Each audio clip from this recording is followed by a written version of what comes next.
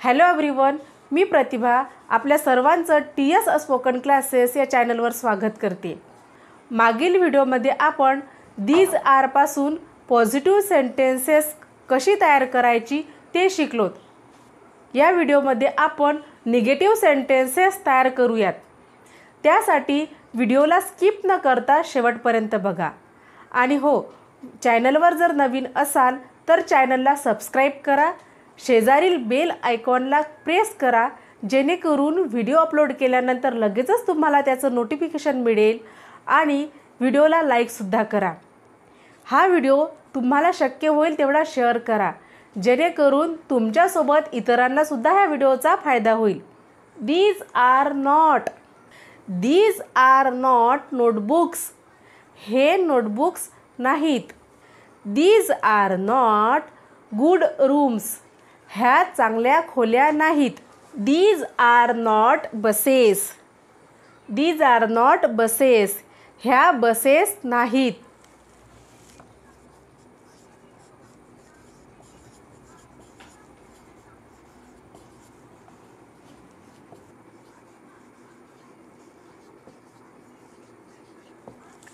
These are not numbers. These are not numbers.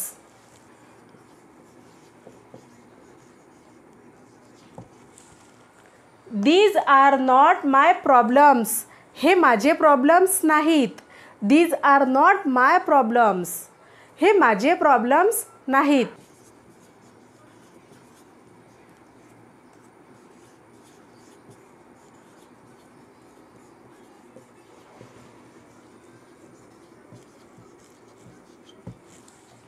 These are not backbenchers.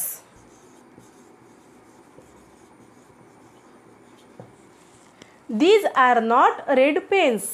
These are not red pens.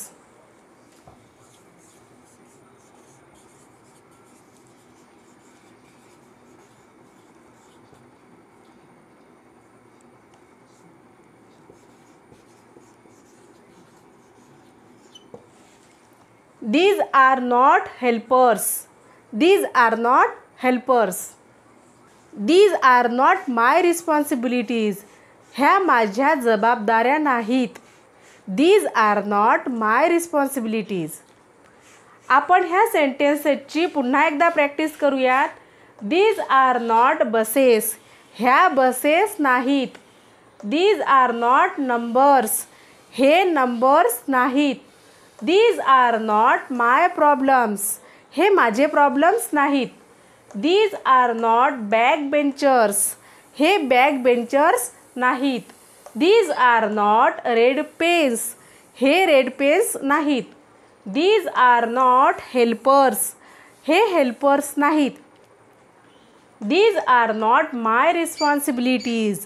ह्या माझ्या responsibilities नाहीत किंवा ह्या माझ्या जबाबदाऱ्या नाहीत।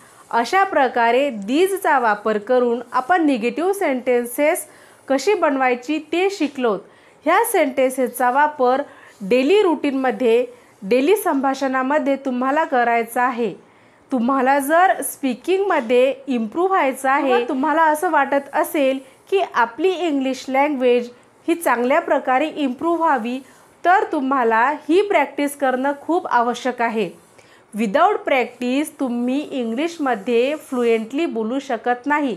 आणखी काही दीज आर नॉटच्या सेंटेन्सेसची प्रॅक्टिस करूयात।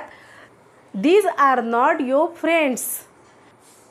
These are not good marks. These are not fresh flowers. These are not switch boards. These are not worksheets. These are not stickers. These are not photos. तर अशा प्रकारे दीज आर त्याचबरोबर these are not अशा दोन्ही प्रकारचे sentences आपण शिकलोत। त्याची practice करा आणि इंग्लिश बोलण्याचा प्रयत्न करा।